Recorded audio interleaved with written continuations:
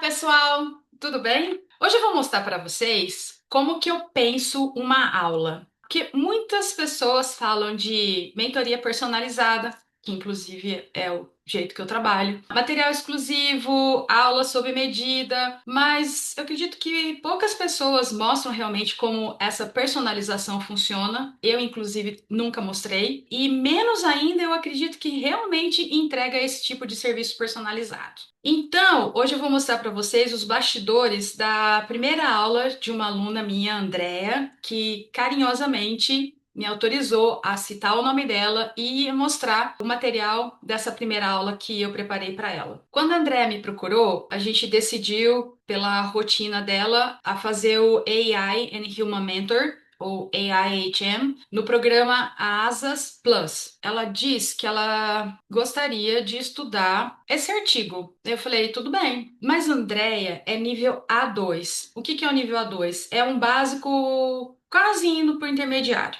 Vamos lá. Então, imagina uma pessoa no nível básico, como eu ia pegar e já falar para ela, falar assim, olha, vai lendo aí para mim e já vamos analisando junto essas tabelas. Meu Deus do céu, não ia ter como. Ia acontecer o quê?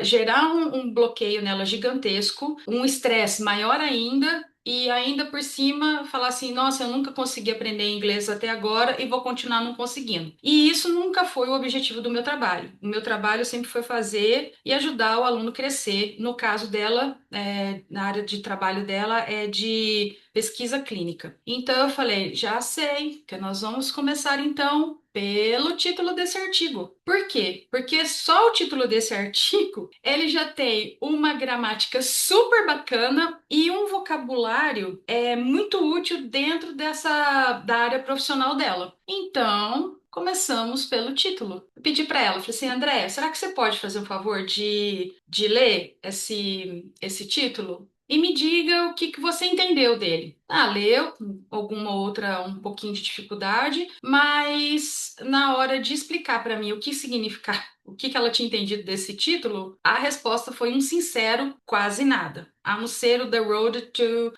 2035. Tá bom. Falei, então, eu já sei que nós vamos começar pelo achieving, que é a primeira palavra desse título. E aí já começa toda um outro universo dentro do ING, porque muitas vezes o aluno acha que ING é o quê? Eu estou comendo, eu estava viajando, né? Mas nesse caso aqui, o ING é o quê? É o que a gente chama de um gerúndio funcionando como substantivo. Então, isso abre um horizonte de conhecimento na cabeça de um aluno nível A2. E é muito bacana isso. Então, você vai explicando aos poucos. A gramática ela vai entrando naturalmente, isso que eu adoro. Bom, saímos do Achieving e fomos para onde? Fomos para o tal do Best in Class, que era a segunda, em seguida do Achieving. O que é Best in Class? Bom, Best é ótimo, in Class a aula, então é o melhor da aula, o melhor da turma? Pois é. Mas no caso dela, é inglês corporativo. Então, em inglês corporativo, o que significa Best in Class? Best in Class é referência mundial, né? É o padrão mais alto do mercado, é o nível de excelência. Então, olha só quanta coisa que já ela foi aprendendo dentro desse pequeno título do artigo que ela mesma me trouxe. Eu adoro trabalhar com material que o aluno me traz, porque ele sabe realmente o que faz parte do universo dele. E isso é sensacional. Eu também faço algumas sugestões, mas quando o aluno me traz o que ele precisa, eu acho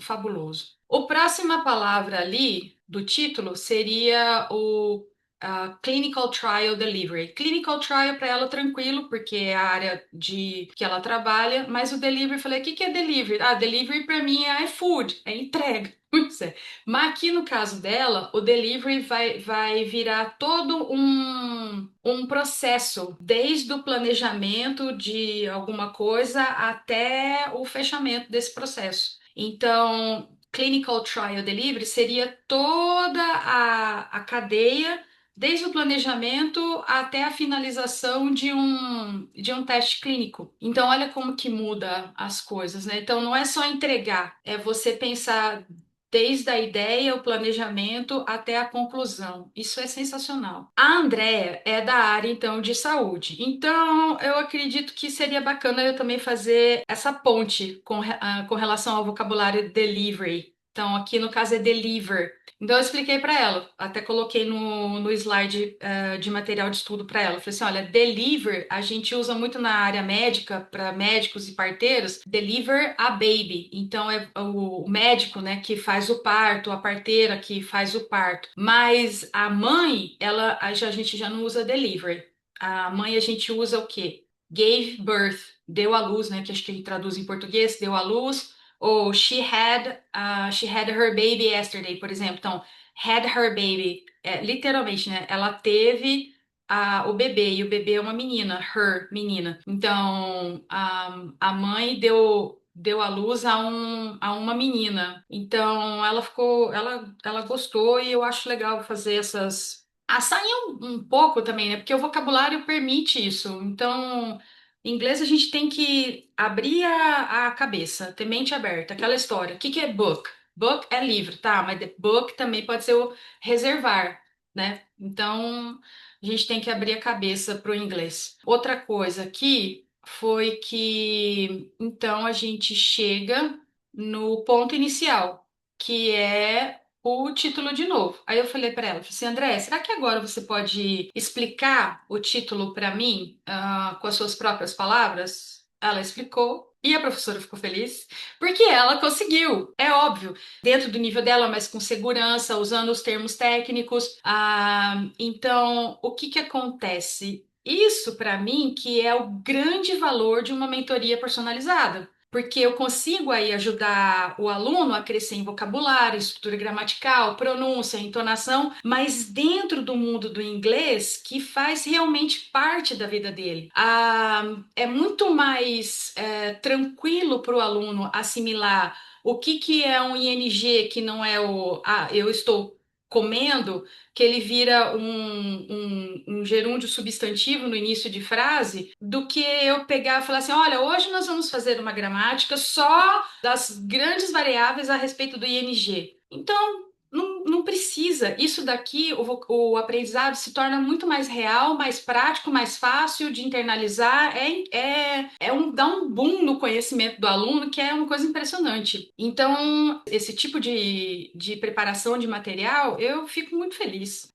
Principalmente porque você vê um resultado positivo, né? Bom, dada a parte teórica e discutida, etc e tal, então agora a gente tem que usar isso aqui como ferramenta. Não adianta só ficar na parte teórica e não praticar. Muito bem, depois de destrinchar todo o título do artigo que ela escolheu estudar, tem que ver a parte prática. A parte prática, uma das atividades que eu mais gosto são os flashcards. Por quê?